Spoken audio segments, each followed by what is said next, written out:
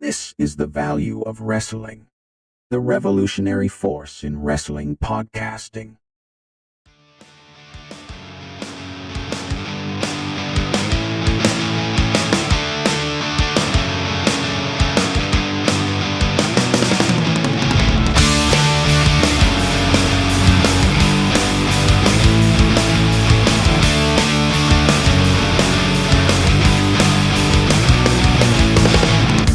Oh, you didn't know? I'm back. I'm the Big Tyme. This is Big Tyme Rants right here on the Value Wrestling YouTube channel.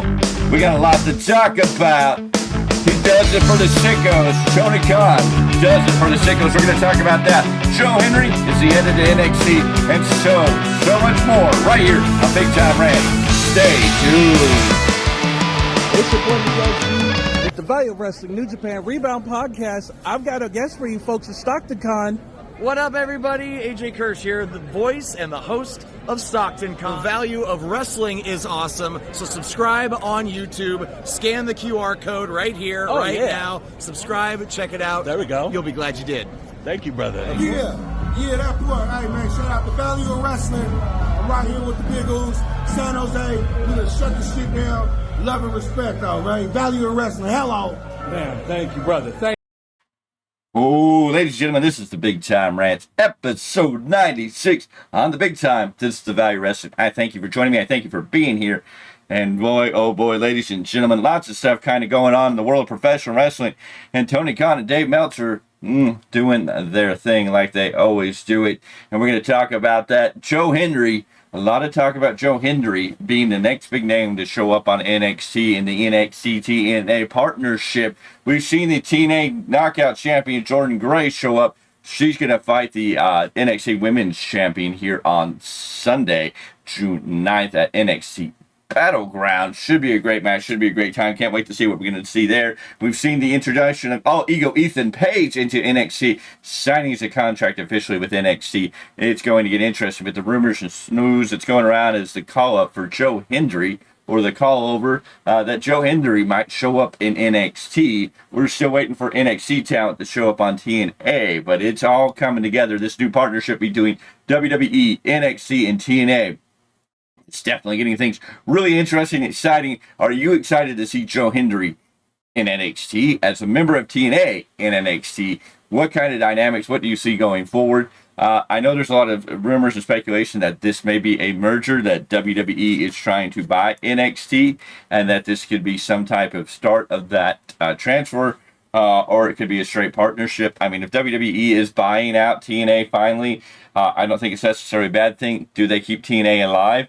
It's going to be very, very interesting what they're going to do, if that's any fact. But that's a lot of just rumors, and we take it with a grain of salt. Just a lot of speculation, nothing in fact. But right now we have a great partnership between TNA and WWE that is starting off. NXT, TNA. This could be very interesting. This could bring a lot of new eyes to the program, bring eyes even into TNA to get some more eyes and viewership on that program. WWE recently files a trademark for a WCW. Are they reviving the brand? Are they going to do a show? Is there something to it? We're still waiting for more news and speculation, but a lot of talk that WWE has put in the trademark. Are they reclaiming the trademark? Are they going to use it for merchandise and other things? Because right now it does say it's basically for merchandise, t-shirt sales, and other things. So it could be very interesting what type of hype, what type of movement WWE does with the WCW name. Now that they got the trademark, got the things, got the stuff filed, could we see something interesting coming down the pipeline with a WCW, or are we just going to see some very awesome retro, maybe some updated WCW merchandise? Lots of stuff to talk about. Could we see WCW wrestlers being used in a different light? Could we get WWE Elite action figures with the WCW look? We've gotten some of those and some of the Legend seals, but maybe it'll be under WCW. Could we see WCW Funko Pops? Could we see certain elements of that transfer? Or could we see Funko Pops that are retro, that are based on WCW characters at the time? Lots of interesting things that they could do under the WCW banner, even just with merchandise. So lots to look at there and just pay attention to and see what is going to happen going forward. And again, those are one of those things we're going to have to wait and see how that all falls out. Anyways, ladies and gentlemen, if you don't know, you should know. It's in short form. We talked about it last night on the SmackDown post-show review. I, the Big Tyme, and Miguel Z, the Value Wrestling, are going to take part. We've been invited. Great news, awesome news, big event coming out of the indie scene here in California, as we have been invited to the Realm of Warriors Championship Wrestling Summer Heat event Saturday, June 15th, Lodi, California. This is an awesome opportunity. We've been talking about this for a while, about the opportunity to grow our brand and get into the local independent scene within California. And if you're in the California area, especially in the Northern California area, the Bay Area, Northern California, Sacramento, Stockton, Modesto, Lodi, Tracy, Livermore, over in the Bay Area, if you're up in the mountains all the way from El Dorado County, Auburn, Placerville, Loomis, Dixon, Roseville, any of those areas, Lincoln, Woodbridge, Woodland, all the way up Tahoe, even Reno. If you can take that short drive, you can come all the way from Fresno, come on up, maybe you even come up from Bakersfield, wherever you want to come from. Let's get together, let's meet at the Realm of Warriors Championship Wrestling event. Summer Heat's going to take place in Lodi, California, at the Lodi Great Pavilion, right there in beautiful Lodi, California. Tickets are on sale. Adults $25, children 12 and under 15, kids 5 and under are free. There are all ringside limited seats for $30. You can click your ticket. You can get your tickets online at www.rowcw.com. That's www.rowcw.com. Tickets, information, all there. It's going to be a spectacular card. There's going to be a special appearance. You get to meet the WWE legend, the Hall of Famer, Rikishi. Yes, ladies and gentlemen, come out and meet WWE legend, Hall of Famer, Rikishi. So check him out. I guess there's a big event. Yeah, you can meet WWE legend and Hall of Famer Rikishi on Friday, June 14th from 1 to 3:30 p.m. At 218 West Pine Street in Lodi, California. Tickets include signed poster, autographed item, and photo op with the Rikishi. Supplies are limited. To get your tickets today.